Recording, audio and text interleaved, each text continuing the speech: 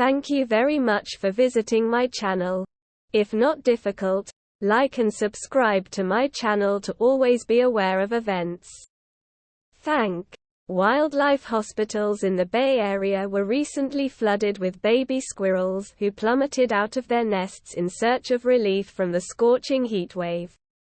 A squirrel nest is built to contain heat, so that baby squirrels are warm on chilly nights, but nests get incredibly hot when temperatures soar. When baby squirrels try to crawl away, they topple out of the nest and onto the overheated ground. The squirrels, which usually spend the first 4 months of their lives in a nest, end up injuring themselves. In addition to the usual injuries we see in fallen baby squirrels, broken teeth and split lips being the most common, baby squirrels have large heads, so they nearly always land face first. Our medical staff needed to address the symptoms of hypothermia in the baby squirrels and all the patients we admitted that week, Alison Hermans, Director of Communications for Wild Care in San Rafael, told DailyMail.com via email. Wild Care admitted 15 hypothermic, or overheated, baby squirrels during the 3 hottest days of the heat wave. Hermans explained that medical interventions include giving the injured little squirrels subcutaneous fluids, providing careful cooling, giving them oral dextrose and a hydrating electrolyte solution, as well as treatment for shock including oxygen. As with humans, our wildlife patients experiencing hypothermia, overheating, need to be cooled down. But you can't cool them down too quickly or you risk organ damage and death. This is another reason we don't want people to try to cool down hot animals themselves, she said.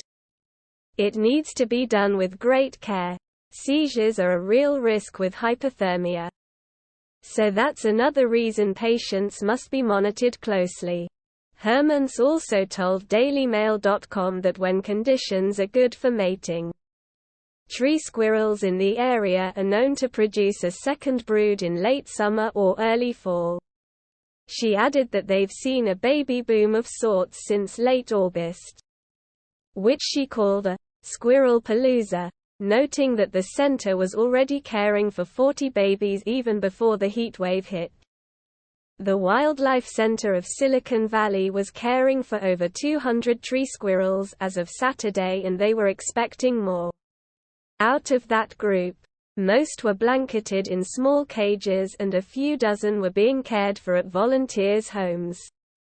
We had 14 squirrels come in an hour.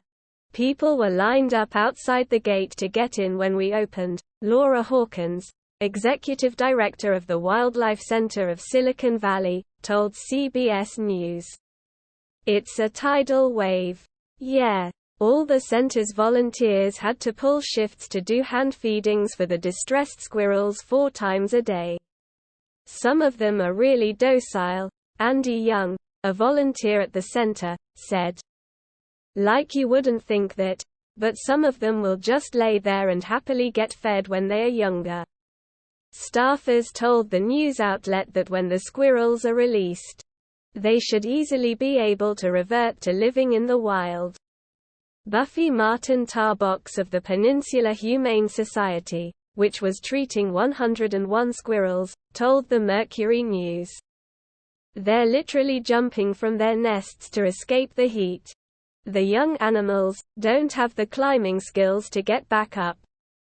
Adult squirrels in the Bay Area have been seen splooting, flattening themselves on the ground as a way to reduce body heat. Mammals can of course sweat as a way of cooling off. If you liked the video, please like and subscribe to my channel to stay up to date. Peace for everyone.